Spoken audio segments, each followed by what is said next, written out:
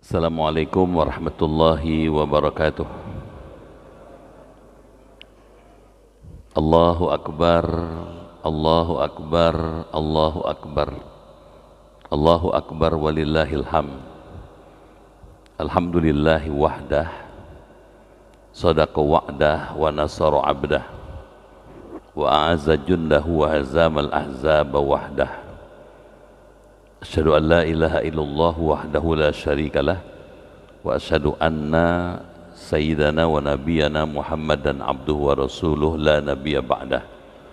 Allahumma salli wa sallim wa barik ala hadzal nabiyil karim wa rasulil azim dzil qalbir rahim rasulina Muhammadin wa ala alihi wa ashabihi ajmain, amma ba'd.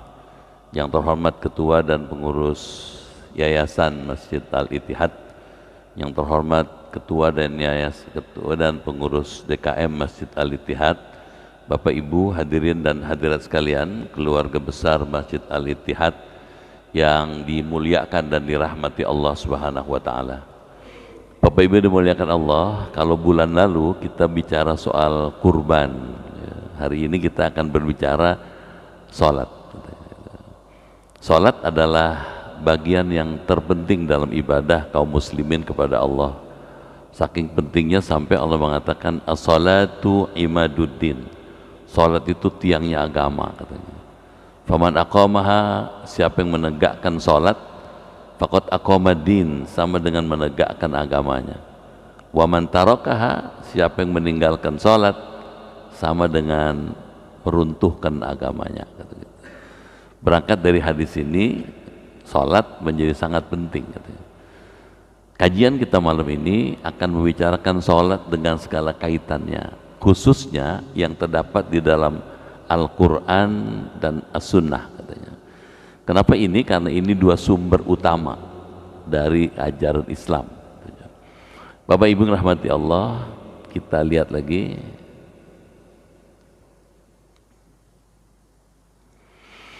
Kenapa Quran? Quran adalah sumber kajian yang paling pertama dan utama.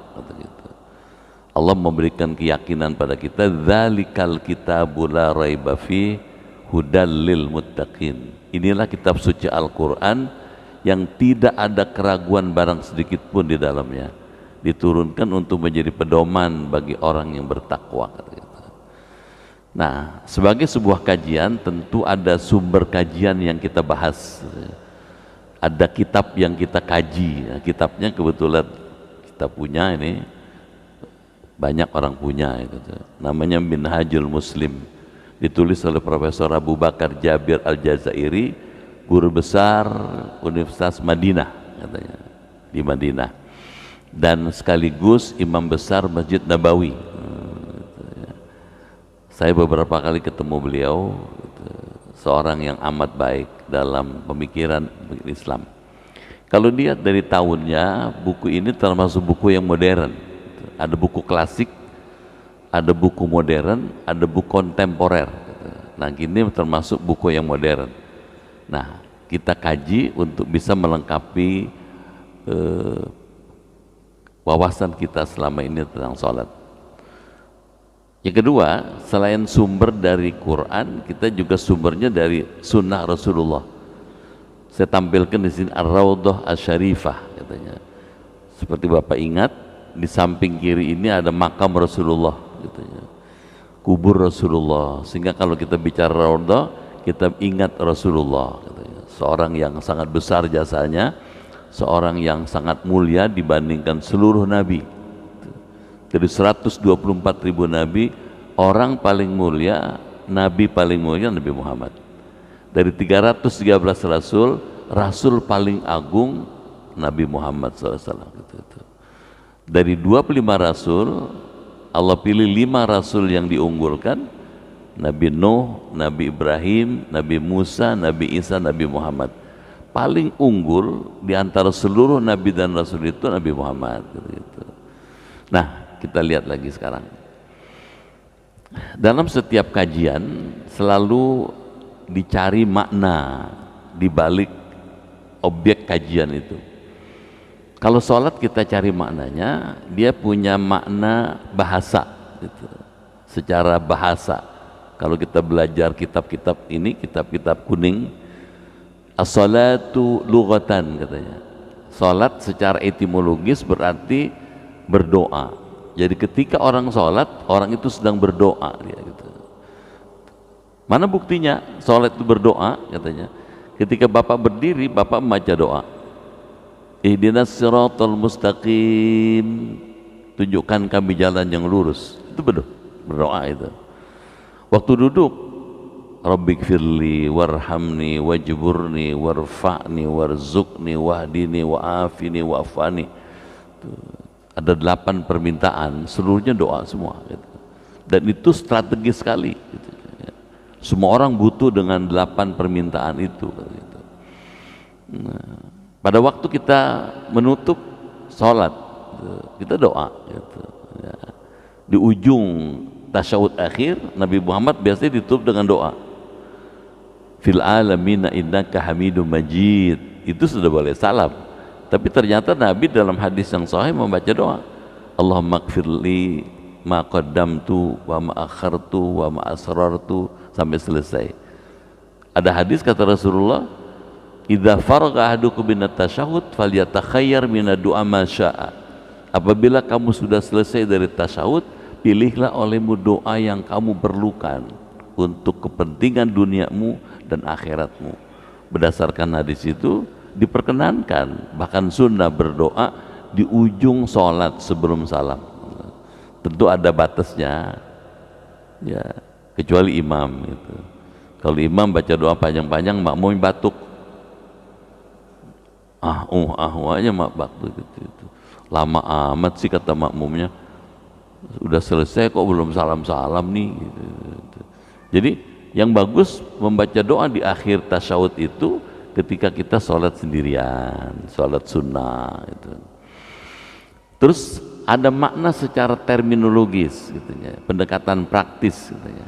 Salat adalah ibadah fisikal, ibadah badaniyah yang dimulai dengan takbir Allahu Akbar gitu ya. Ditutup dengan salam, Assalamualaikum warahmatullahi, Assalamualaikum warahmatullahi. Dimaksudkan untuk ibadah pada Allah. Jadi ada niat di balik itu. Jadi bukan cuma sekedar takbir dan salam, tapi ada motif yang pokok di situ adalah ibadah pada Allah, lillahi ta'ala gitu. Ini makna sholat. Sekarang kita lihat lagi, apa hukumnya sholat gitu. Tentu diambil dari Quran ya, tadi sumbernya kan Quran.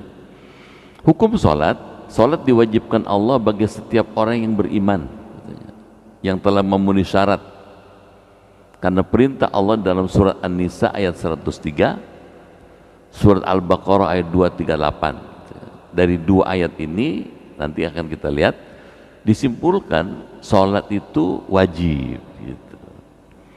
Tentu ada yang wajib, ada yang sunnah, ada yang nafilah gitu.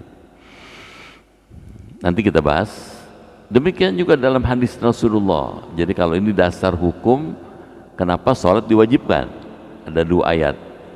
Ini dasar hukum dari hadis Nabi. Kata Nabi, bunyal Islam ala khamsin. Islam itu ditegakkan atas 5 pilar. 1, syahadatu an la ilaha illallah wa anna muhammadar rasulullah. Kesaksian bahwa tidak ada yang disembah selain Allah dan Nabi Muhammad adalah utusan Allah katanya. Wa yuqimus shalah, menegakkan salat. Wa yu'tuna zakah, menunaikan zakat. Wa yahtahujjal bait, berhaji ke Baitullah. Wa tasuma Ramadan, puasa di bulan Ramadan. Bapak lihat ada redaksi, kalau hadis Bukhari redaksinya puasa di rukun yang kelima gitu. Nanti Bapak ketemu lagi dalam hadis Tirmidzi, puasa disebut yang keempat gitu. Sehingga tidak selalu tepat kalau dikatakan orang itu, bapak itu pergi meninggalkan dan melaksanakan rukun Islam kelima. Tidak selalu tepat. Kenapa? Karena ada hadis mengatakan haji ini yang keempat nih gitu. Puasa yang kelima gitu. Ini segala informasi keilmuan gitu. Tapi umumnya Umumnya orang semana-mana dari ujung ke ujung sudah tahu, dari kita masih kecil diajarin rukun Islam ada 5. Yang pertama syahadat, yang terakhir haji gitu. Ini membuka wawasan gitu, ya. Artinya kalau belajar hadis memang mesti cermat. Hadis siapa nih gitu, siapa yang meriwayatkan gitu. Kita lihat lagi. Berdasarkan surat An-Nisa 103 ini, salat itu kewajiban yang berwaktu katanya. Apa kata Allah?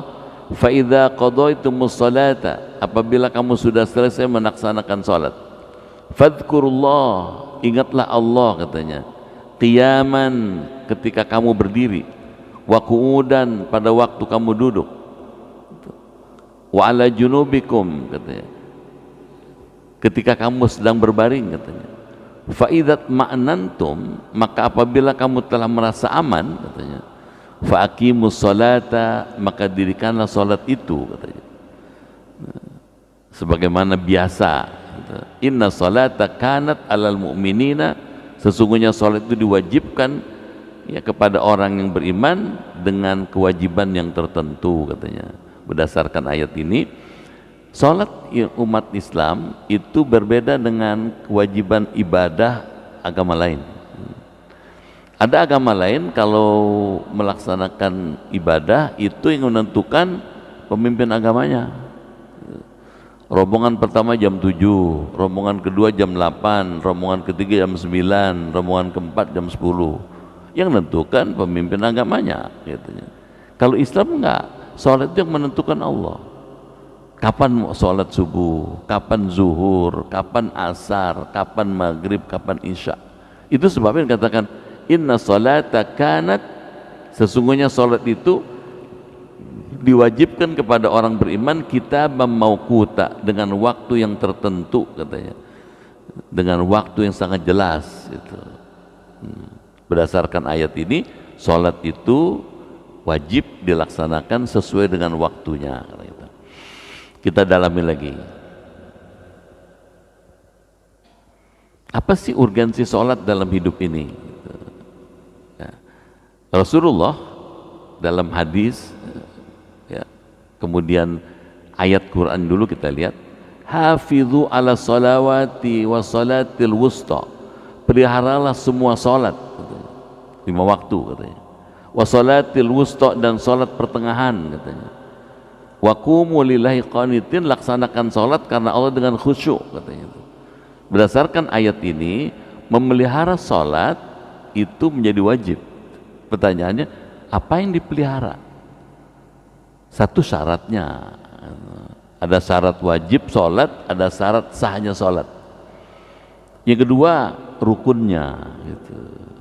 Rukunnya yang mesti kita penuhi. Yang ketiga katanya sunnahnya gitu. Yang keempat adabnya. Yang kelima waktunya gitu. Kenapa mesti begitu? Karena kita kepingin yang terbaik yang kita berikan pada Allah, ahsan, yang paling bagus, yang paling istimewa yang kita berikan kepada pencipta kita gitu. Berdasarkan ayat ini, salat menjadi penting karena dilakukan secara teratur dengan 5 waktu yang berbeda-beda. Ada notasinya, para fuqaha menetapkan bahwa berdasarkan ayat-ayat di atas, ayat 1, 2, 3, 8 dan tadi 104, maka adalah wajib hukumnya bagi setiap orang yang mukallaf untuk melaksanakan salat. Mukallaf apa itu? Orang yang telah akil baligh. Akil artinya telah berakal, balik adalah cukup umur. Nah, Nabi nggak pernah menyebutkan angka berapa, 11, 13, 15, tapi Nabi cuma memberi contoh orang disebut akil balik sehingga disebut mukallaf kalau dia sudah memenuhi ciri-ciri biologis. Apa ciri biologisnya? Kalau laki-laki ihtilam, bermimpi gitu. Jadi kalau anak kita sudah mimpi laki-laki, sudah akil balik namanya, wajib dia sholat. Kalau nggak sholat dosa dia gitu. Kalau anak kita perempuan haid, Kalau sudah haid wajib sholat gitu. Kalau tidak sholat dosa gitu. Pengaruhnya buat kita karena orang tuanya, kita adalah orang tuanya. Kalau kita nggak mengajarkan dia sholat, kita ikut dosa gitu. Jadi berdasarkan ayat ini, menjaga sholat secara teratur menjadi penting. Kenapa penting? Karena komunikasi yang dilakukan secara intensif, secara teratur dalam satu hari satu malam 5 kali, itu memungkinkan kita punya kedekatan kepada Allah, kedekatan kepada Rabbul Alamin. Dekatnya kita kepada Allah memungkinkan hidup makin mudah gitu. Karena itu tausiahnya jangan tinggalkan sholat. Amin. Setuju nggak? Saking pentingnya sholat sampai kata Rasulullah, sholli qaiman, sholatlah kamu sambil berdiri. Fa ilam tastati', kalau nggak mampu berdiri karena sakit, faqaidan, silakan sambil duduk. Fa ilam tastati', kalau sambil duduk pun nggak sempat lagi karena sakit, fa ala jambin, sholatlah sambil berbaring kata gitu. Apa maknanya? Penting sekali sholat gitu. Nah, yang membedakan kita dengan orang bukan Islam terletak pada sholat atau enggak. Kalau kita sholat, kita beda dengan mereka yang bukan muslim gitu. Yang kedua, menganggap enteng sholat adalah perbuatan fasik atau durhaka, karenanya dosa besar gitu. Apa indikasi orang itu menganggap remeh, menganggap enteng sholat? Azan berbunyi, tenang aja dia bukan orang ijtihad, bukan. Azan bertaruh-taruh dan ngelepus aja ngerokok dia gitu.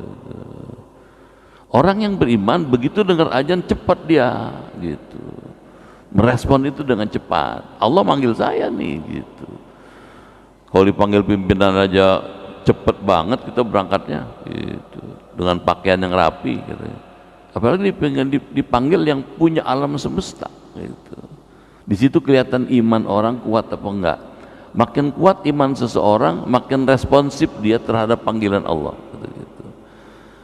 Kalau begitu gimana? Ya pilihannya sederhana. Makin giat kita berdekat-dekat sama Allah, makin berkah. Amin. Gitu. Kita lanjut lagi. Ada pertanyaan sederhana, buat apa sholat? Katanya. Kenapa mesti sholat segala? Gitu. Oh ternyata sholat ada hikmahnya. Di antara hikmah di balik perintah sholat antara lain satu, membersihkan dan mensucikan jiwa manusia. Ketika Bapak selesai sholat, hati itu bersih Pak. Gitu. Kata Rasulullah, hati manusia itu seperti cermin katanya. Kalau banyak dosanya, cerminnya burem. Makin banyak dosanya, makin gelap dia. Makin banyak dosanya, berkarat tuh katanya. Kalau berkarat susah dibersihkan. Nah, membersihkan cermin yang guram itu sholat gitu. Imam Ghazali mengatakan bahwa sholat itu seperti amplas membersihkan baja hitam. Bapak bayangkan baja hitam kalau diamplas sekali, 2 kali, 3 kali, lama-lama bening Pak, putih dia. Kalau putih itu baja, orang bisa ngaca di situ. Gitu. Di situ pentingnya sholat. Kalau orang hatinya bersih, lingkungan sosialnya damai, gitu. Hidupnya rukun, nggak membangun kejahatan. Hidup membawa kemaslahatan. Kenapa? Karena hatinya bersih. Gitu. Nah, untuk bisa bersih, sholat. Gitu. 2, sholat sebagai media bagi hamba untuk bermunajat, menyampaikan bisikan hatinya pada Allah di dunia ini. Manusia hidup dilengkapi Allah dengan kebutuhan. Ada kebutuhan yang bisa kita penuhi, ada kebutuhan yang nggak bisa kita penuhi. Pada saat kita tidak bisa memenuhi kebutuhan kita, bersikap yang paling tepat minta tolong. Yang bisa nolong kita cuma satu, Allah. Sarannya apa? Sholat. Nah, waktu Bapak bilang Rabbighfirli warhamni wajburni warfa'ni warzuqni wahdini wa'afini wa'afani, semua ada di situ tuh Pak. Yang pertama kita minta ampunan, Rabbighfirli, rumah bagus, harta berlimpah, tanah lega, uang nggak kehitung gitu. Tapi dosa banyak, Allah nggak reken tuh orang. Kalau gitu gimana? Dosa itu baru hapus kalau dapat ampunan Allah. Maka yang pertama kita minta ampunan Allah, yang kedua minta rahmat, dikasih Allah, disayangi Allah kata gitu. Yang ketiga dipelihara dari berbuat dosa, wajiburni. Yang keempat minta diangkat derajat, warfa'ni. Yang kelima apa itu?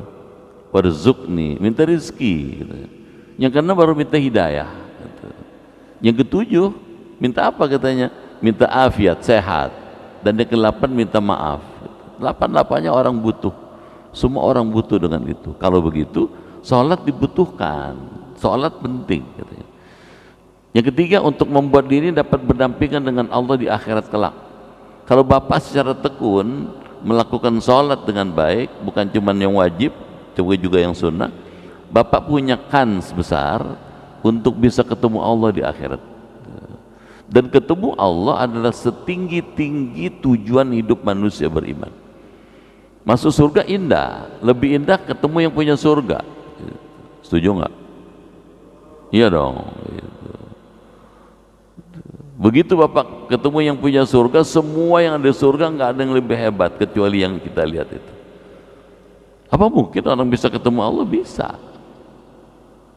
Quran yang bilang, faman kana yarju liqa rabbi falyamal amalan salihah wala yusyrik bi ibadati rabbi ahada. Siapa yang berharap berjumpa dengan Tuhannya, hendaklah dia memperbanyak amal soleh dan tidak sekali-kali pun katanya berbuat syirik kepada Allah katanya. Surat Kahfi 110 dibaca setiap malam Jumat. Apa iya orang bisa ketemu Allah? Quran sudah kata di ayat lain, wujuhu yawma idzin nadhira ila rabbiha nadhira. Pada hari kiamat banyak orang wajah berseri-seri. Kenapa berseri-seri? Karena melihat Tuhannya kata gitu. Apa buktinya orang bisa melihat Allah? Nabi Muhammad masih hidup bisa ketemu Allah. Apa maknanya? Bapak punya harapan bisa ketemu Allah, dan bisa ketemu Allah kalau kita selalu dekat dengan Allah. Sarannya apa? Sholat. Kalau begitu sholat penting. Setuju nggak? Yang keempat, sholat dapat mencegah manusia dari berbuat keji dan munkar.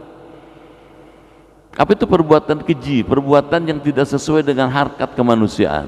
Zina, mabuk, judi, narkoba, nggak cocok dengan manusia itu.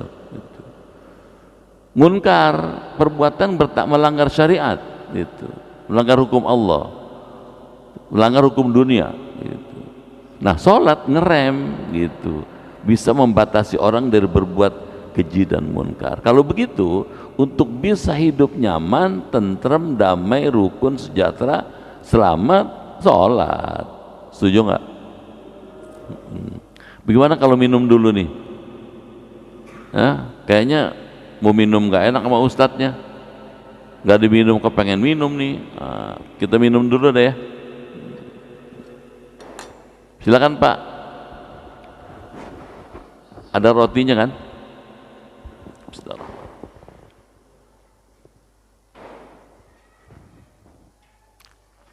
Baik.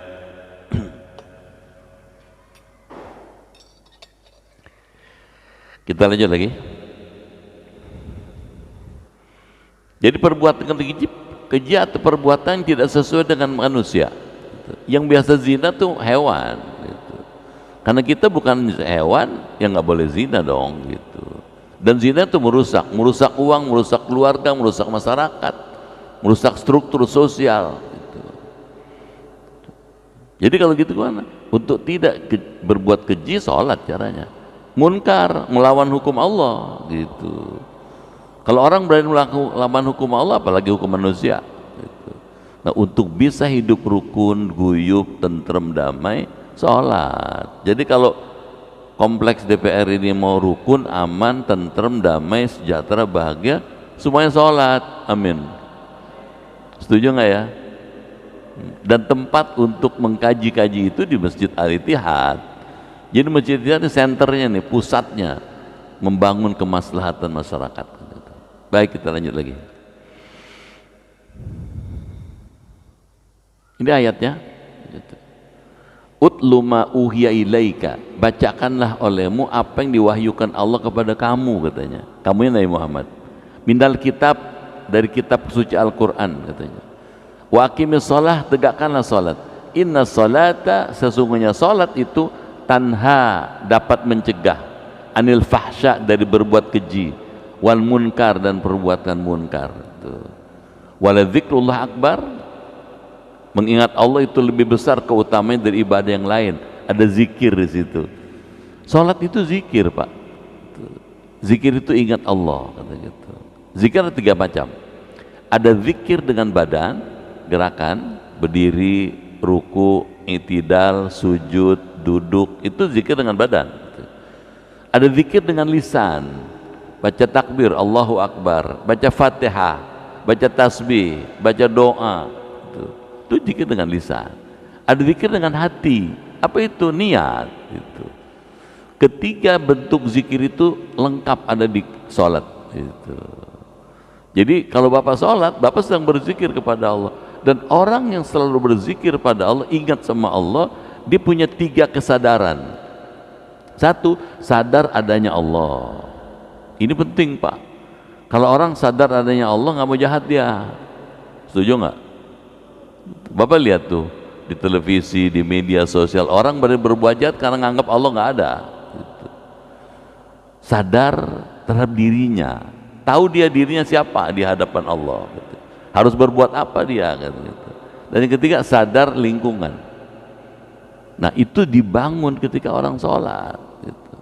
Bapak dan hadirin sekalian, wallahu ya'lamu ma tasna'un, Allah tahu apa yang kamu kerjakan. Berdasarkan ayat ini, semua yang kita kerjakan, baik yang terang-terangan maupun yang tersembunyi, semua dalam kontrolnya Allah. Kalau begitu, sholat sangat penting untuk kehidupan kita sehari-hari. Setuju ya?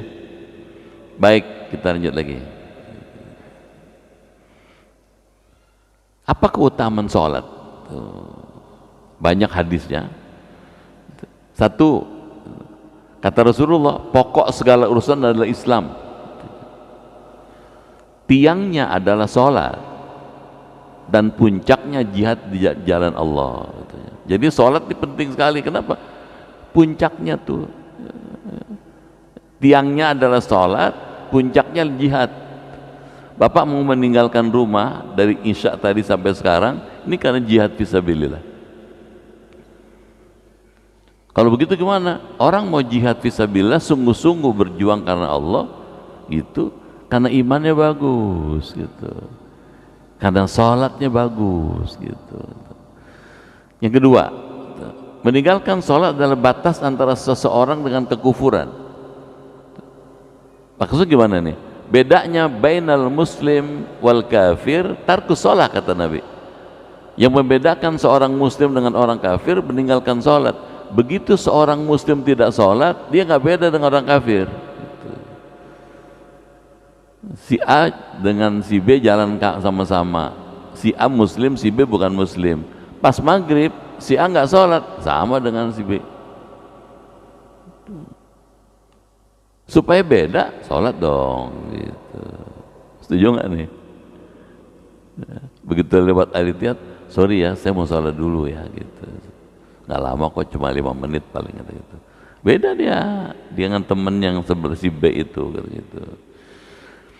Dalam hadis lain, Nabi mengatakan, sholat 5 waktu ibarat sungai air tawar yang melimpah di depan rumah. Gitu. Inda babi ahadikum, kata Rasulullah. Jadi sholat 5 waktu seperti orang punya rumah, di depan pintu rumahnya ada sungai mengalir, kata gitu. Yaqtasilu minhu fi kulli yaumin 5 maratin. Setiap hari orang itu mandi di air sungai yang di depan pintu rumahnya itu 5 kali. Terus Nabi bilang, bagaimana pendapatkan hal min darin syai', katanya. Apakah orang macam itu masih ada sisa kotoran pada badannya, katanya. Sahabat bilang, qalu la, pasti enggak ya Rasul, katanya. Kata Nabi, itulah perumpamaan sholat 5 waktu. Jadi sholat 5 waktu kayak orang punya rumah, di depan rumahnya ada sungai, setiap hari minimal mandi 5 kali, pasti bersih. Amin. Bersih apa? Dari kotoran. itu suatu tamsil kiasan, orang yang dari sholat pasti bersih dari dosa, dan bersih dari dosa, steril itu penting karena kita akan suatu saat akan pulang menghadap Allah. Kita kepengen pas pulang menghadap Allah lagi bersih, nggak ada dosanya. Setuju nggak tuh? Apalagi udah pensiun, mohon maaf ya Pak, betul apa enggak? Tuh mesti siap-siap gitu, jangan buang-buang umur. Begitu waktu mau sholat ambil gitu, begitu setelah sholat rebut gitu. Bahkan lebih bagus lagi orang ijtihad itu belum azan udah datang ke masjid. Setuju nggak? Masih ingat nggak Ramadan dulu? Belum subuh udah pada datang, bener nggak ya? Belum azan udah datang tuh yang sholat sunnah, yang baca Quran, yang pegang tasbih. Begitu selesai Ramadan aja. Maksud saya cerita begini, orang ijtihad jangan kayak gitu. Dia mesti ajeg, gitu. Mesti konsisten. Dulu begitu Ramadan, bulan Zulqa'dah, Zulhijjah mesti lebih bagus lagi. Setuju nggak tuh? Nah, gitu.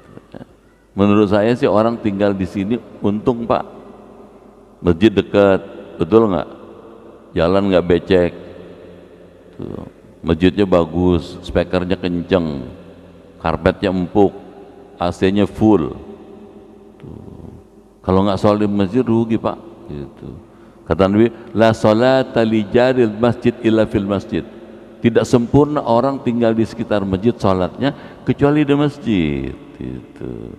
Saking pentingnya sholat di masjid sampai seorang namanya Abdullah bin Umi Maktum matanya buta dia. Dia nanya sama Rasul, ya Rasul katanya, laisa liqa'id ilal masjid, saya nggak punya orang yang bisa nuntun saya ke masjid katanya, karena dia buta katanya. Abdul bin Umi Maktum namanya. Kata Nabi, hal tasbihun nida, kamu mendengar nggak azan berbunyi di rumahmu? Kedengeran ya Rasul. Imsi walau habwan, datangi masjid walaupun kalau bahasa Kemanggisan ngegrepe-grepe. Ada orang Betawi nggak nih? Atau ngegrepe-grepe nggak? Ngerayap karena matanya nggak ngelihat, datangi masjid dan meskipun sambil merayap. Tuh. Kalau yang buta suruh merayap apalagi melek. Setuju nggak? Mudah-mudahan besok lebih penuh lagi nih subuhnya nih. Kalau biasanya 2 saf, besok 3 saf gitu. Lusa 4 saf. Kalau bisa 4 saf, waduh hebat banget nih. Ngaji kita maju, kalau perlu naik ke atas kan. Iya, buat apa? Betul nggak? 2 lantai, masa kita kontrakin atas no? Penuhin Pak gitu. Dan tantangannya tidak sedikit sholat subuh itu. Kata Nabi, man sholal bardain dakhalal jannah. Siapa orang sholat di 2 waktu yang menyegankan masuk surga. Waktu ditanya kapan 2 waktu menyegankan, sholatus subh wal asr, subuh dan asar. Kalau Bapak bisa menghadapi sholat subuh dan asar tepat waktu, yang 3 pasti bisa. Karena tingkat kesulitan yang 3 ini lebih sederhana dibandingkan subuh dengan asar. Kalau gitu gimana? Hidup ini berjuang. Setuju ya? Berjuang apa? Berjuang untuk dekat pada Allah. Apa? Mulai sholat. Gitu. Baik, kita lanjut lagi.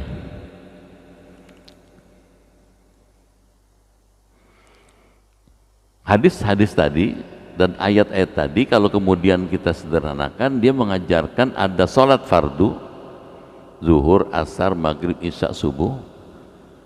Kalau di Mekah subuh bilangnya sholat fajar gitu. Ya.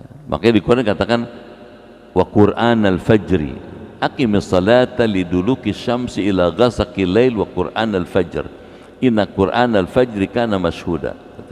Jadi orang Mekah, orang Madinah nyebutnya fajar, itu ganti dari sholat subuh. 5 ini wajib nih, fardu. Siapa aja asal sudah akil balik mesti sholat 5 ini. Kalau nggak sholat dosa. Ada sholat sunnah. Sholat sunnah masih dibedakan sholat sunnah rawatib yang mengiringi sholat fardu seperti qobliyah, ba'diyah. Gitu. Tausiahnya kalau Bapak sanggup sempat badan sehat, jalanin qobliyah Setuju nggak? Apalagi qobliyah subuh, wah luar biasa pahalanya Pak. Kata Nabi, salatul fajri khairun minad dunya wa ma fiha. Salat sunnah qobliyah subuh lebih mahal dibandingkan dunia beserta isi-isinya. Kalau Bapak punya tanah 20.000 meter di Jalan Tamrin, berapa duit tuh? Diam aja. Atau Gatot Subroto deh, 20.000 meter Gatot Subroto kan lumayan, nggak kehitung duitnya gitu. Itu tidak lebih hebat dibandingkan qobliyah subuh. Kenapa? Punya tanah 20 meter di Jalan Gatot Subroto, kalau kita meninggal belum tentu nolong, dia nggak bisa nolong. Tapi qobliyah subuh pasti nolongnya gitu. Orang itihad bukan cuma qobliyah subuh, udah qobliyah subuh tanahnya banyak lagi. Di dunia senang, di akhirat di sini senang, di sono, di mana-mana kita itihad tuh. Jangan di sini susah dan sono belangsak. Jadi kalau gitu gimana? Qobliyah subuh mahal Pak.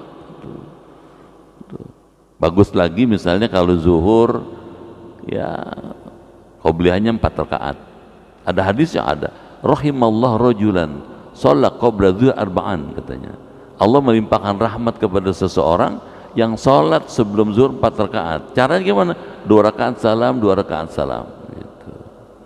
Baru zuhur berjamaah gitu. Selesai zuhur zikir ba'diyah 4 lagi gitu. Jadi satu siang itu kita sudah sholat 12 rakaat, belum tahiyatul masjid kalau datang sebelum zuhur gitu. Jadi banyak yang bisa kita kerjain gitu. Tausiahnya mumpung sempet jalanin. Setuju nggak? Itu. Asar qobliyahnya 4 rakaat. Hadisnya tadi, rahimallah rajulan shalla qabla asri arba'an. Allah melimpahkan rahmat kepada orang yang sholat sebelum asar 4 rakaat gitu. Nah, kita lanjut lagi. Ada sholat qobliyah maghrib gitu. Sholat qobliyah maghrib ada hadisnya, ada katanya, shollu qoblal maghrib masya'a. Sholatlah kalian sebelum maghrib bagi siapa yang mau, katanya. Hadis ini ingin menjelaskan pada kita, mengerjakan qobliyah maghrib itu harus sangat cermat dan punya sikap apresiatif. Sholat ini bagus dilakukan begitu selesai adzan langsung sholat. Jangan udah mau qomat sholat qobliyah kan nyolotin. Bukan orang sini tuh. Ini kan ada countdown-nya ya. Ya misalnya 50 lagi qomat gitu. Kalau tinggal 30 atau 20 jangan qobliyah dong gitu. Kalau gitu gimana? Ya kita mesti tahu kalau wah sudah dikit lagi qomat tinggal usah gitu. Tapi kalau ba'diyah maghrib bagus gitu. Bagus ba'diyah maghrib bagus dikerjakan karena besar pahalanya gitu.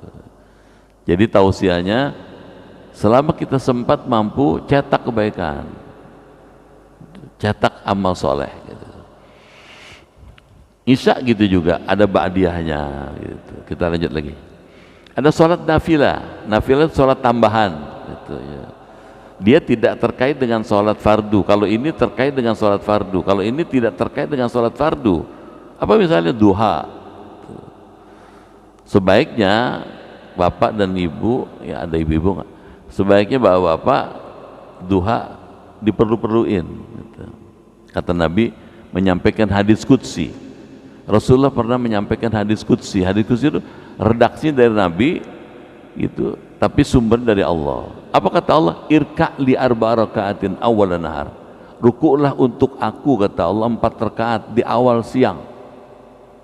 Akfika akhirahu, aku akan cukupkan rezekimu, katanya, di akhir siang gitu. Ya 4 rakaat kan nggak berat. 2 rakaat pertama salam gitu. Suratnya gampang lah ya, kalau bisa wasyamsi waduhaha. Rakaat kedua waduha salam, berdiri lagi. Rakaat ketiga alam nasrah, rakaat keempat alam taro salam. Wah saya nggak hafal tuh, panjang banget bacaannya. Udah rakaat pertama kuliah, rakaat kedua kulhu, gecel nggak? Salam. Rakaat ketiga al-falaq, rakaat keempat an-nas, lebih gampang lagi. Asal continue terus menerus. Tuh. Nabi mengatakan amal yang paling dicintai Allah katanya kalau adwamuha walau qalla katanya. Kalau dia senantiasa dikerjakan meskipun cuma 2 rakaat atau 4 rakaat. Yang bagus meskipun cuma 4 rakaat tapi teratur tiap hari. Dibandingkan sekali sholat 12 rakaat 6 bulan nggak sholat. Kesian amat gitu. Ya bagus Pak gitu. Kalau Bapak senang baca bukunya Imam Ghazali ngajarin tuh Pak, ada urut-urutan itu Pak. Kalau dari bangun tidur sampai duha apa aja yang dikerjain, menjelang zuhur apa aja yang dikerjain, menjelang asar, menjelang maghrib, menjelang isya, mau tidur gitu. Ada dikasih tuntunannya berdasarkan dari hadis Nabi. Bagus sekali gitu ya. Baik, kita lanjut lagi. Syarat wajib sholat, satu Islam tuh. Jadi kalau orang Islam wajib sholat, orang bukan Islam nggak wajib sholat. Kalau ada orang bukan Islam mau sholat, ya kita nggak larang, tapi supaya sholatnya diterima dia mesti baca syahadat dulu gitu. Karena mengucap 2 kalimat syahadat merupakan syarat seseorang dikenai penting ya perintah sholat. Ini mesti buang nih. Yang kedua berakal, orang gila nggak wajib sholat gitu. Yang ketiga balik cukup umur katanya. Yang keempat masuk waktu sholat, tadi itu ayatnya 103 An-Nisa. Yang kelima suci dari hadas baik besar maupun kecil, suci dari najis baik berat sedang maupun ringan. Tidak wajib sholat bagi wanita haid dan nifas sampai ia suci daripadanya. Ini orang sudah tahu semua ya, gitu. Jadi selama kita muslim wajib sholat, setuju ya? Itu. Baik, kita lanjut lagi. Untuk bisa sahnya sholat ada 3 nih. Satu, suci dari hadas dan najis. Ya supaya sholatnya sah ya mesti wudu dong gitu. Ya, supaya diterima sholatnya sah maka najisnya mesti dibersihkan gitu. Kata Nabi, innallaha la yaqbalu salata ahadikum, Allah tidak menerima salat seseorang bighairi tuhrin, tanpa suci kata gitu. Yang kedua menutup aurat. Aurat mesti ditutup. Laki-laki auratnya gitu dari pusat sampai lutut. Ini aurat minimal gitu. Kalau perempuan seluruh anggota badannya kecuali muka dan telapak tangan gitu. Meskipun sah salat cuma menutup aurat dari pusat sampai lutut, tapi yang bagus orang ittihad adab dong gitu, pakai adab gitu. Adabnya apa? Pakai kayak baju atasan gitu, pakai sarung dari menutup pusat sampai lutut, bagus sah sholatnya. Tapi dia bagus pakai baju atas gitu, pakai kopiah, lebih kelihatan lebih tertib dan teratur gitu. Yang ketiga menghadap kiblat. Tidak sah sholat sedang menghadap kiblat kecuali ketika Bapak sedang bepergian. Bapak naik pesawat, sholat menghadap ke mana aja pesawat itu menuju. Naik kereta, sholat menghadap ke mana tuh kereta itu menuju. Surabaya misalnya, ya sudah menghadap ke sana aja gitu. Jadi kalau naik pesawat jangan pilot ngadepin kiblat, mau sholat nih. Kata pilot kalau ngadepin kiblat balik lagi ke Cengkareng Pak, katanya gitu. Biarin, sholat penting katanya gitu. Ini mangkreng namanya. Karena ada ayatnya, fa aina matuwallu fathamma wajhallah. Di mana saja kamu berada, palingkanlah wajahmu ke arahnya katanya. Di sana Allah kita hadapi gitu. Baik, kita lanjut lagi. Kalau Profesor Abu Bakar Jabir Al-Jazir mengatakan fardu sholat, kalau Imam Syafi'i mengatakan rukun sholat. Satu, berdiri tegak bagi yang kuasa katanya. Berdirilah untuk Allah katanya dalam sholatmu dengan khusyuk.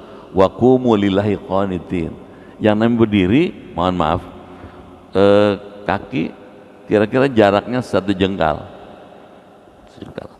Yang nggak usah dijengkalin dulu, kira-kira aja gitu. 1 jengkal menghadap kiblat, tegak gitu, tidak miring gitu. Nah itu ya. Tidak perlu cari kaki orang, nggak usah gitu. Karena yang mesti lurus bahunya. Sawu baina manakibikum, luruskanlah bahumu, kata Rasulullah. Kalau bahu lurus, kaki pasti lurus gitu. Jadi berdiri dengan tegak bagi yang kuasa. Bagi yang tidak kuasa karena sakit atau sebab lain boleh sambil duduk gitu di atas kursi. Yang kedua, niat, berkehendak dalam hati melakukan salat yang ditentukan. Kata Nabi, innamal a'malu binniyat, diterimanya salat kalau niatnya benar karena Allah. Yang ketiga, takbiratul ihram, ya, mengucapkan takbir katanya. Ihram artinya dengan takbir itu mengharamkan seluruh aktivitas selain aktivitas salat. Tausiahnya, hati-hati baca takbir gitu. Kalau salah bacanya maknanya berubah. Contoh, kalau kita baca Allahu Akbar gitu, maknanya berubah tuh gitu. Kenapa? Baknya dipanjangin gitu. Kalau bapak bacanya Allahu Akbar gitu, Allah gendang, jadi berubah maknanya.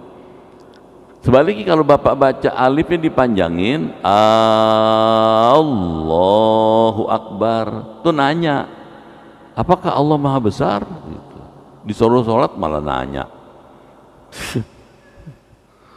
Jadi mesti hati-hati gitu ya gitu.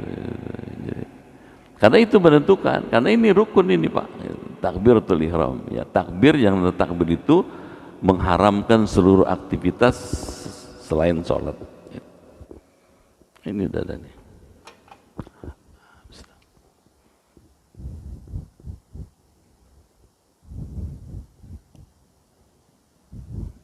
Gitu.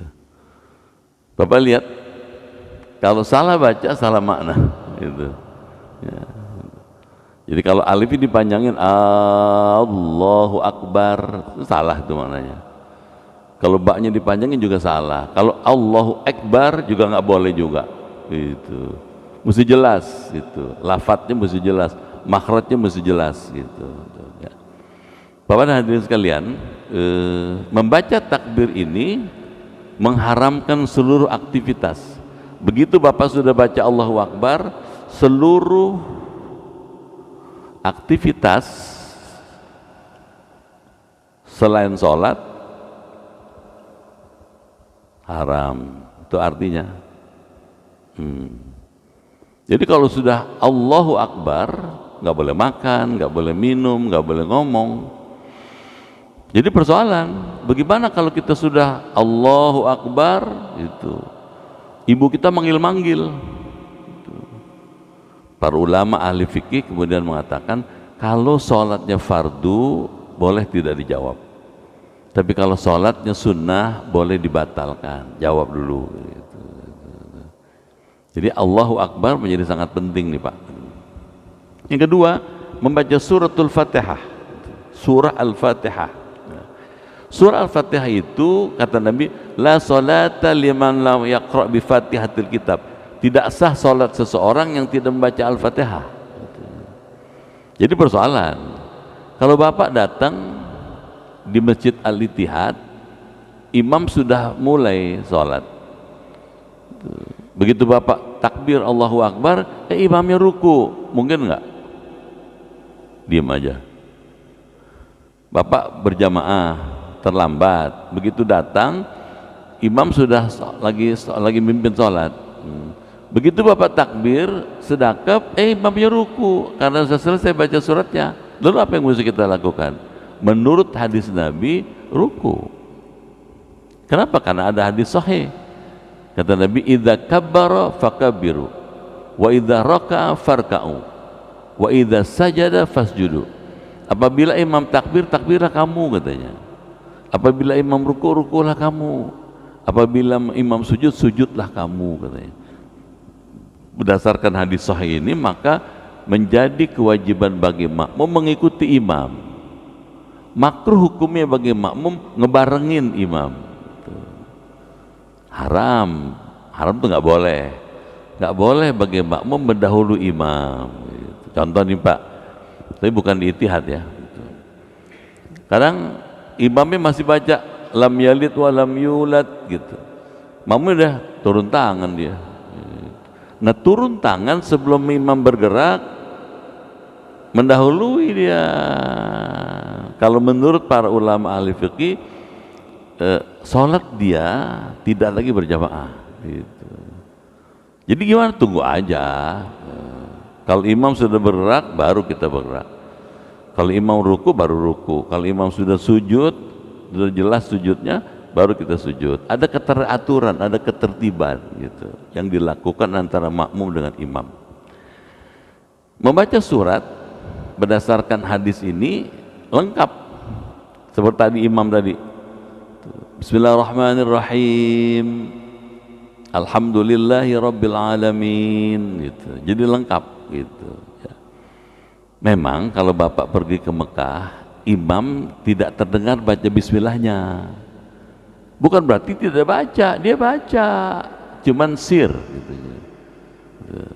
Karena mayoritas orang Indonesia, Malaysia, Singapura, Thailand, Brunei itu bermadzhab Syafi'i, di mana imam saya mengatakan membaca basmalah sama statusnya dengan alhamdulillahirabbil alamin.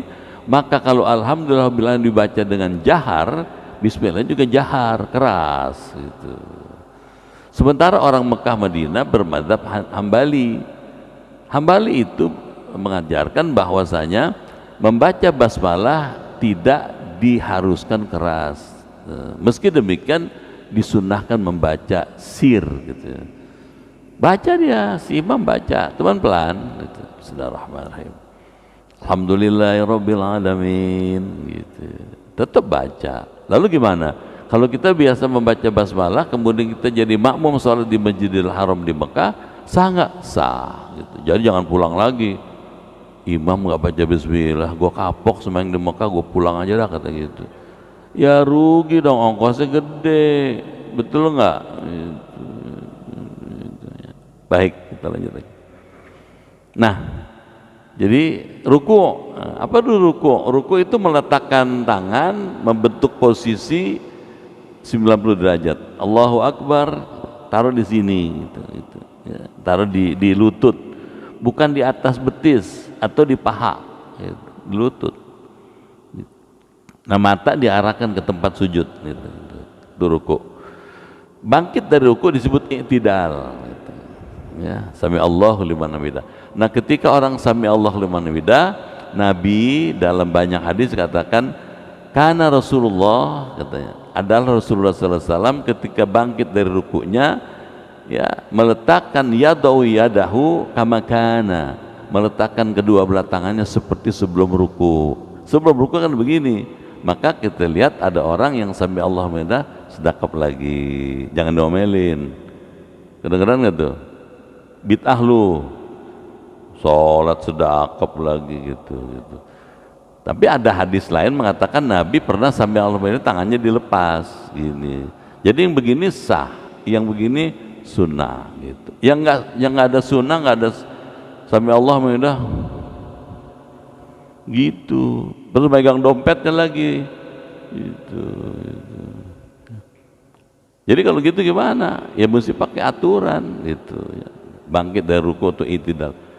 Nah, ketika i'tidal dia tumakninah, sekedar membaca sami Allahu liman hamidah, Rabbana lakal hamd. Paling sedikit itu gitu. Baik, kita lanjut lagi.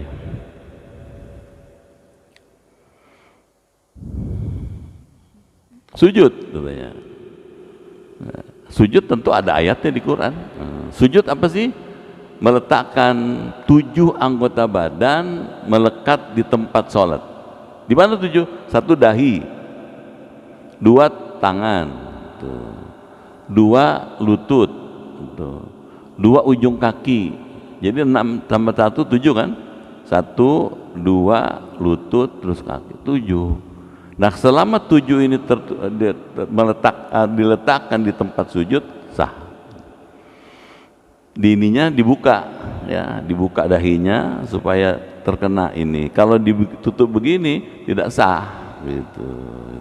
Ini mesti dibuka, ini dibuka, gitu. Dan kalau laki-laki berbeda dengan perempuan. Kalau laki-laki tangannya agak direnggangkan sehingga ketiaknya terbuka, gitu. Kalau perempuan rapet, gitu. Makanya Kalau orang perempuan sholatnya itu kalau berdiri dia rapat dia, gini. Kalau laki-laki, gitu. Karena kita laki-laki kita mesti begini, gitu. Itu tangkap ya. Dan sujudnya cukup sekali, gini, terus gini. Gak usah, gitu nggak usah. Paham gak tuh? Maaf Pak, saya sudah sholat di banyak tempat. Banyak tempat sudah datang ke Amerika, ke Kanada, ke Eropa, ke Asia sini. Yang belum saya sholatin di Australia aja, sama sholatnya. Nggak ada yang butuh panjang butuh kayak mau di Arab gitu. Nggak ada. Biasa turun sekali gitu. Bisa tangkap? Ya. Hadisnya kita jumpa nggak ada gitu.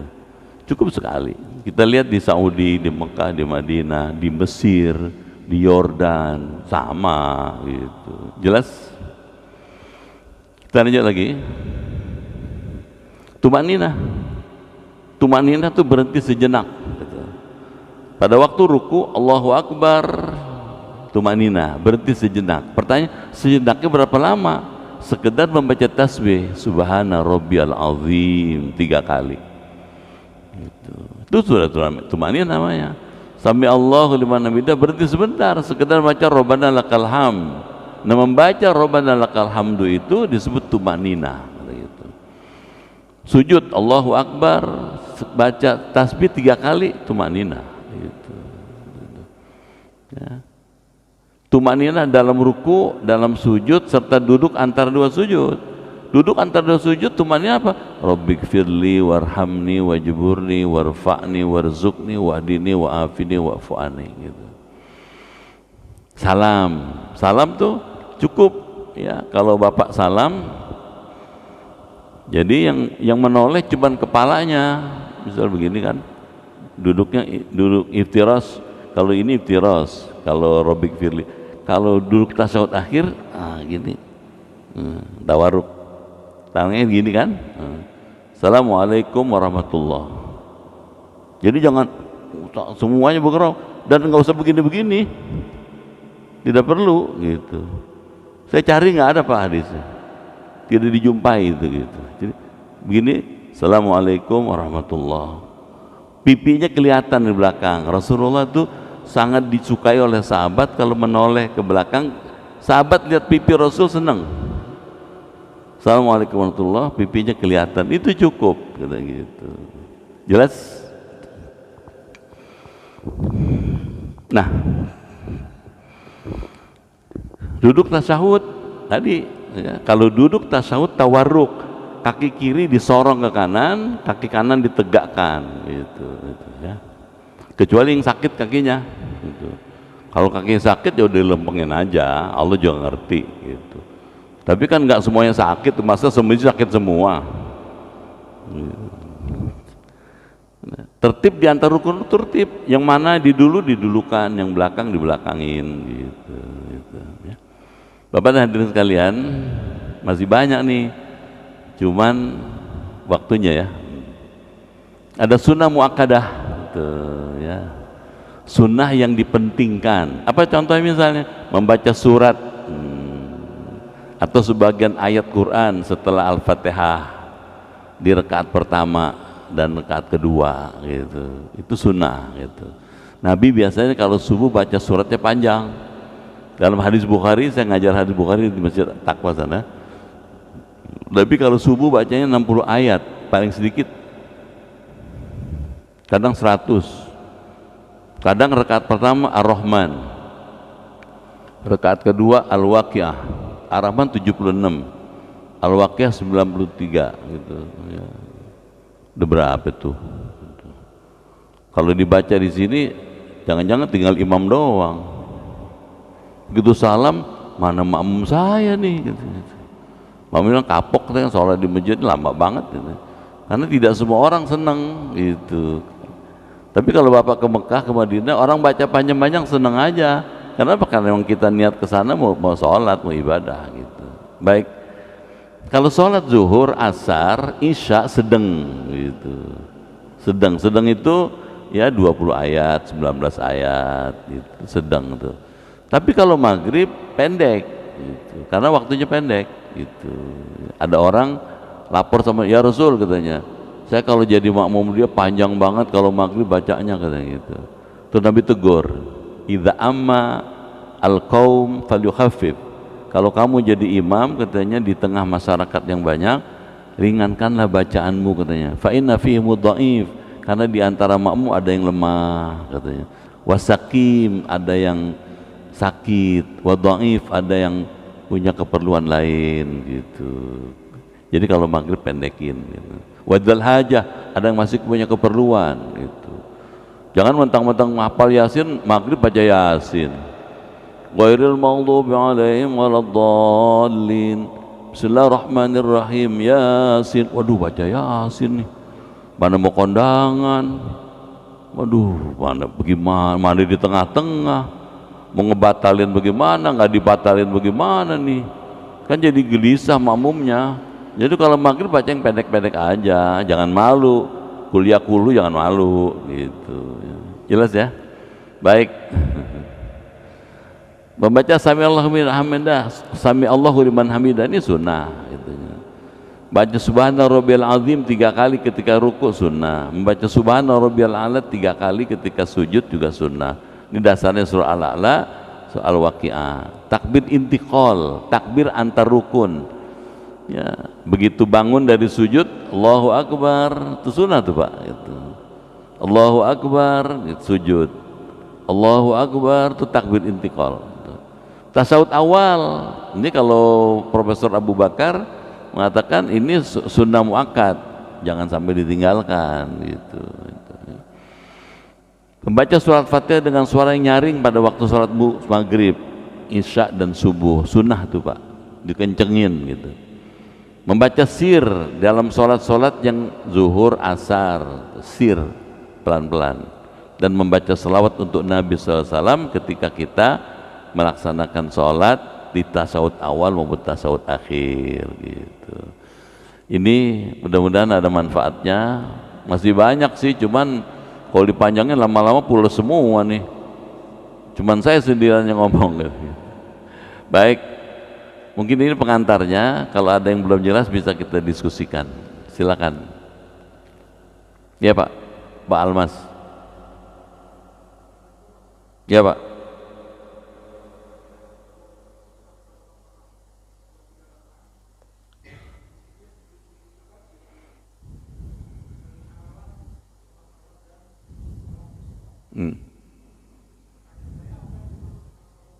Ya.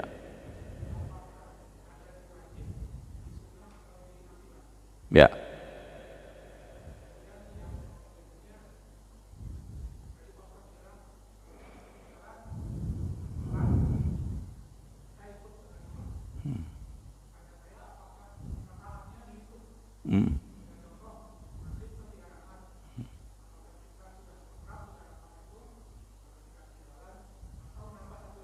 Ya.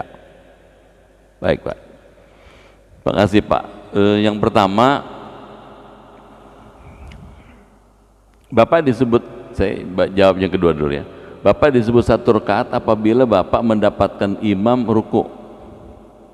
Jadi begitu Bapak datang, imam ruku, Allahu Akbar, Bapak ikut ruku. Nggak baca Fatihah sah. Dihitung 1 rakaat gitu. Jadi kenapa dikatakan rakaat? Karena ada rukunya. Jadi ketika Bapak ikut imam bersama-sama imam ruku, kebagian rukunya Bapak disebut 1 rakaat, dihitung 1 rakaat. Terus yang pertama tadi apa tadi? Ya. Ya. Ya. Nabi ketika ditanya mahwa salatul wusta, apa itu salat wusta ya Rasulullah, kata sahabat, kata Nabi salatus subuh wal asar, salat pertengahan itu salat subuh dan asar, karena 5 waktu Pak, 5 waktu di tengahnya kan susah, kata Nabi itulah subuh dengan asar. Jadi kalau Anda menjalankan salat 5 waktu, jangan lupa yang pertengahan ini dijaga baik-baik, kata gitu. Jadi bukan di salat sunnah tapi salat fardunya. Ketika subuh dengan asar kita bisa lakukan dengan tepat waktu, maka yang ketiga pasti bisa. Gitu. Tausiahnya macam Pak Almas, mesti lebih hebat lagi. Gitu. Karena Bapak akan jadi pemimpin kan. Sekarang sudah pemimpin kan, jadi Kapolri kan. Boleh lah ya. Masa nggak boleh ngedoain orang jadi Kapolri kan? Bisa aja kak. Calon Kapolri. Boleh aja, kenapa nggak boleh? Bisa aja suatu saat kan. Kalau Allah mau ngangkat derajat orang bisa. Gitu. Nah antara lain diangkat derajat kalau kita dekat dengan Allah. Gitu. Antara lain itu dengan sholat sunnah, sholat fardu jangan tinggal. Dan sholat fardu tepat waktu itu membangun disiplin. Disiplin. Salah satu masalah bangsa ini adalah belum meratanya disiplin itu. Nah, Islam mengajarkan disiplin, sholat tepat waktu. Gitu. Di Amerika Serikat itu terus dikembangkan dengan manajemen in time, manajemen tepat waktu. Gitu. Bagaimana tepat waktu? Kenapa? Karena mahal. Tepat waktu itu mahal sekali konsekuensi ekonomisnya. Gitu. Kalau orang molor, risikonya juga besar juga secara ekonomis. Gitu ya Pak Almas ya. Selamat ya, terima kasih Pak. Masih ada? Ya Pak.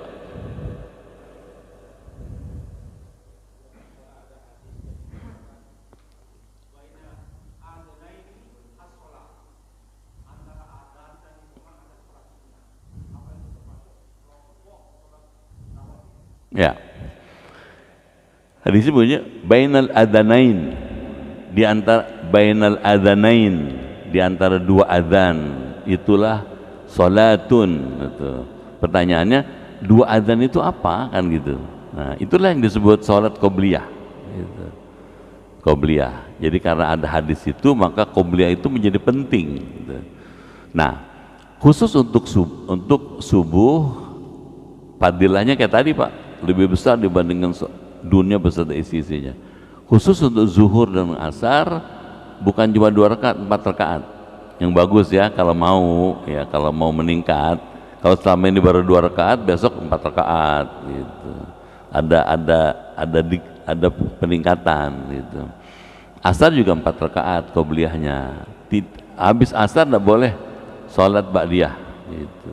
Tidak diperkenankan karena memang Nabi melarang. Gitu Pak. Nah berdasarkan hadis itu juga, maka di Mekah kalau Jumat azan 2 kali dia. Mekah Madinah ada qobliyah Jumat. Gitu. Masih ingat nggak ke Mekah? Gitu. Lupa kali. Udah berapa tahun pergi haji. Ya. Karena ada hadis itu di antara 2 azan ada sholat. Itulah sholat qobliyah. Karena ada hadis itu maka diyakini qobliyah Jumat ada gitu. Ya, yang belakang.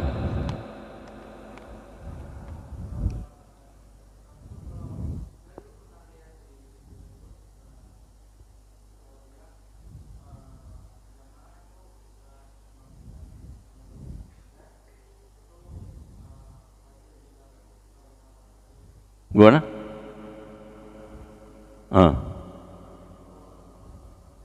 Oh gini.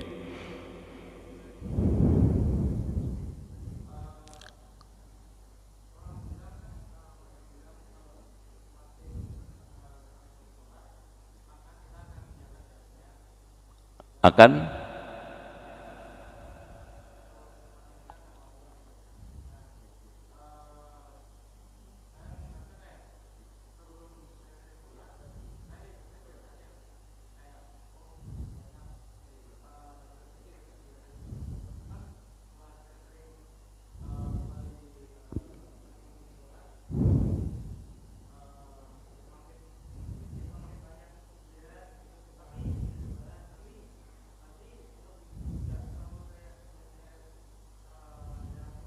ya, ya, yang Mas alami itu dialami orang lain juga. Ada dosen di Grogol sana, dulu nggak sholat dia, nggak sholat. Ketika kenal sama saya, terus banyak berkomunikasi dengan saya, kemudian dia sholat. Begitu sholat dia seminggu atau dua minggu, dia ketemu saya, dia cerita, Katanya saya sejak sholat saya makin susah gitu. Makin susah makin banyak masalah nih, makin waduh repot saya katanya gitu. Dibandingkan dulu waktu nggak sholat duit saya aduh tiap hari itu dapat duit terus. Saya berhenti aja sholat gimana nih gitu. Kata dia gitu. Nah, saya bilang inilah tandanya Allah mencintai Anda gitu. Saya bilang itu. Kok begitu mencintai gimana? Saya makin susah hidup saya kata gitu. Ini Allah menguji. Boleh jadi waktu Anda nggak sholat duit yang Anda terima nggak bersih. Dapatnya dari mana aja asal yang penting duit gitu. Tapi begitu Anda sholat Anda dikasih filter oleh Allah, hanya duit-duit yang bersih, yang halal yang Anda terima, itu akan lebih aman buat Anda sayang Anda gitu. Terus jadi gimana dong sarannya? Terusin aja gitu. Nanti Anda akan merasakan ada perubahan yang justru lebih bagus dibandingkan sebelum Anda nggak sholat. Bener tuh, dijalanin. Dia jalanin itu terus itu. Setelah itu dia cerita lagi sama saya. Sekarang saya lebih berkah kata gitu. Anak saya maju, sekolahnya makin hebat gitu. Istri saya makin nurut sama saya. Tuh kan? Saya bilang. Itu lebih mahal dengan uang tuh saya bilang gitu. Ada contoh lagi nih, contoh nih. Saya dulu mimpin tahun 90-an itu diminta jadi pembimbing ibadah haji plus. Karena plus yang ikut rombongan saya itu pada pejabat gitu. Karena pejabat dia jarang ikut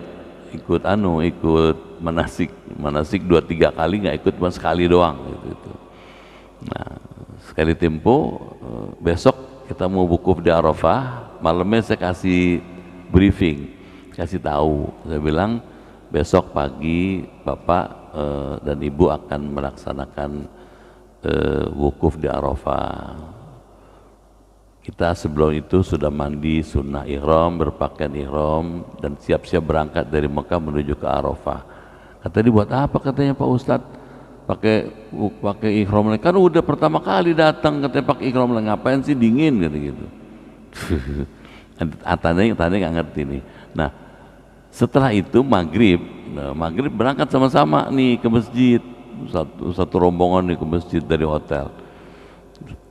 Udah dikasih tahu kalau berangkat ke masjid nggak usah bawa uang banyak-banyak gitu. Nggak usah bawa uang banyak-banyak. Begitu dia berangkat ke masjid, pulang dari masjid kan setelah Isya itu makan di hotel. Nah pada waktu makan di hotel semua orang ngambil makanan, si bapak itu nggak ngambil makanan, diem aja. Saya dekati karena saya pembimbing kan, saya dekati dong. Bapak, ayo dahar makan malam. Enggak kepengen katanya. Kenapa enggak kepengen? Enggak nafsu gitu. Jangan dipaksa Pak, nanti sakit Bapak masuk angin. Sebelum besok ini penting loh, besok paling strategis buat besok ini. Wukuf itu intinya haji loh Pak, saya bilang gitu.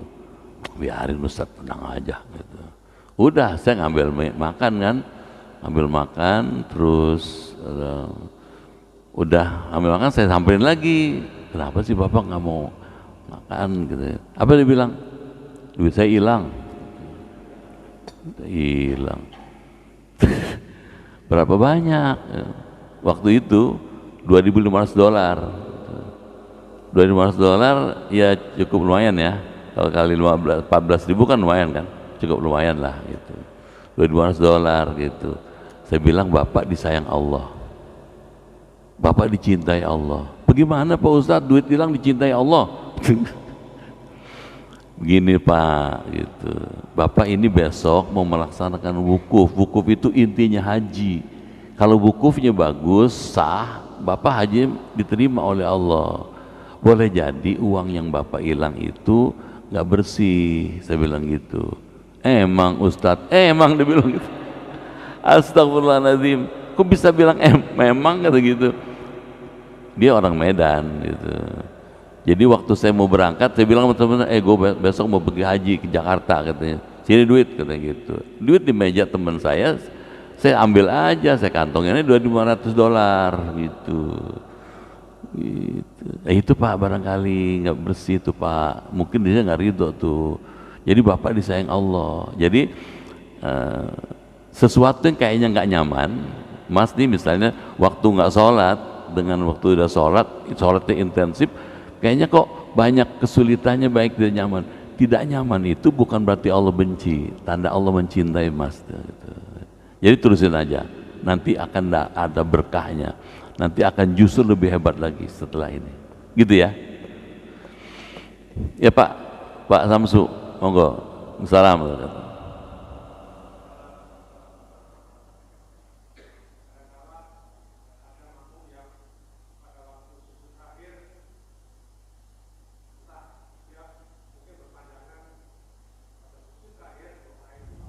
Hmm. Hmm. Ya, baik. Bagi makmum yang melambatkan rukun yang dikerjakan, apabila sampai ketinggalan 2 rukun, batal berjamaahnya. Gitu. Meskipun maksudnya mau berdoa waktu sujud. Gitu. Saya tidak merekomen kalau kita sholat berjamaah, sujud berdoa panjang-panjang. Tapi ketika sholat sendirian, sholat sunnah, nggak bawa jemaah yang di belakang, nggak bawa penumpang, gitu, silakan, gitu. Apalagi dia makmum, dia mesti tunduk pada imam, gitu. Karena ada kaedahnya, ada aturannya Pak. Makmum itu wajib mengikut imam, makruh ngebarengin imam, haram mendahului imam, gitu.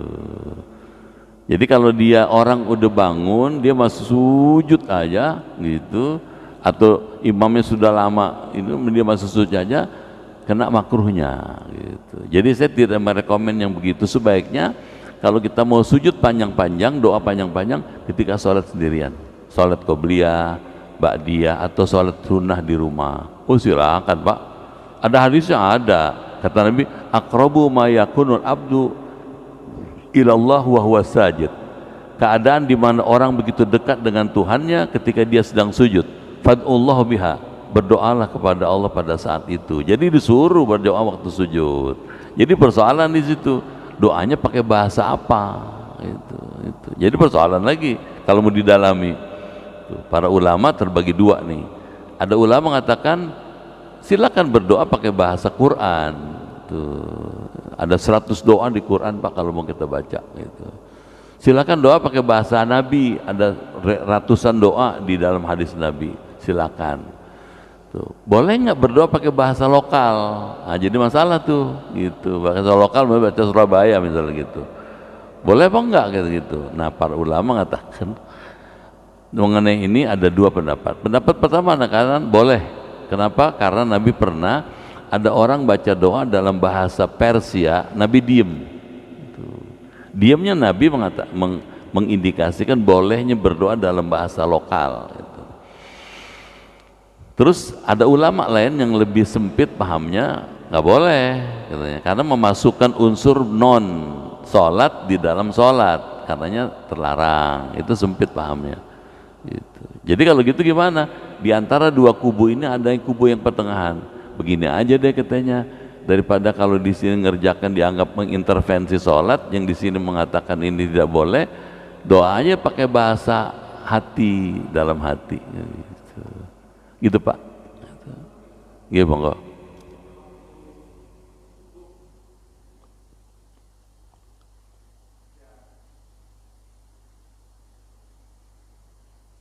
Gak apa-apa, monggo silakan. Oke.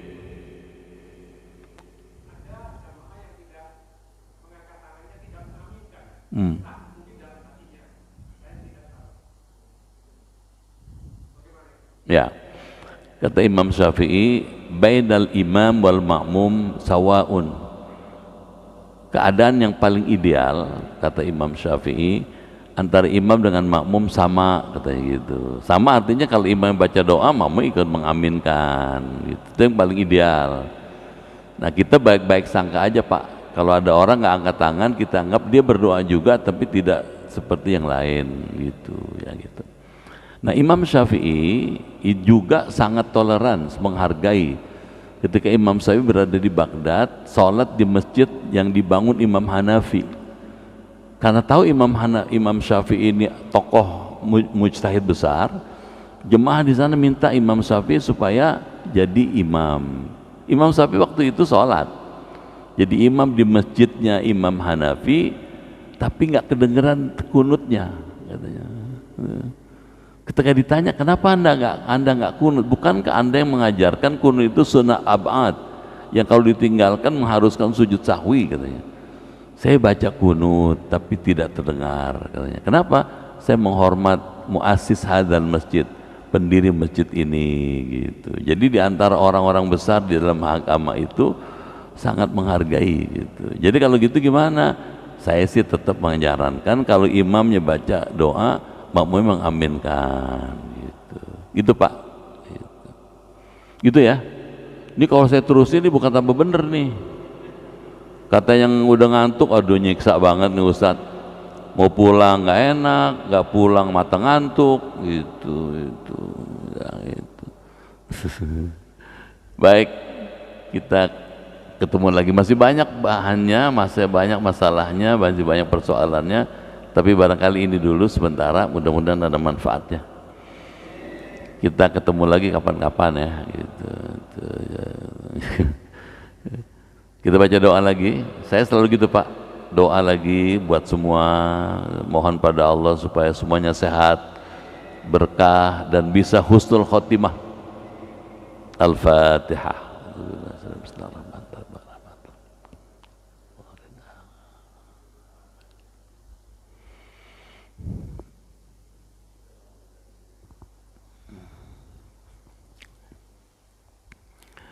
Bismillahirrahmanirrahim. Allahumma bihaqqil Qur'an wa bi kalamikal qadim wa bi Muhammadin khatamin nabiyyin wa bi haqqi ummil Qur'an allimnal Qur'an wa faqihna fid din wa allimna ta'wil wahdina ila sawa'i sabil. Allahumma inna nas'aluka imanan kamilan wa yaqinan sadiqan wa rizqan wasi'an wa qalban khashi'an wa lisanan dhakiran wa badanan sabiran wal afwa indal hisab wa najata minan nar. Allahumma akhtim lana bi husnil khatimah wa la takhtim alaina bi su'il khatimah. Rabbana atina fid dunya hasanah wa fil akhirati hasanah wa qina adzaban nar. Walhamdulillahi rabbil alamin. Sekian, lebih kurang mohon maaf, terima kasih. Sampai jumpa lagi. Assalamualaikum warahmatullahi wabarakatuh.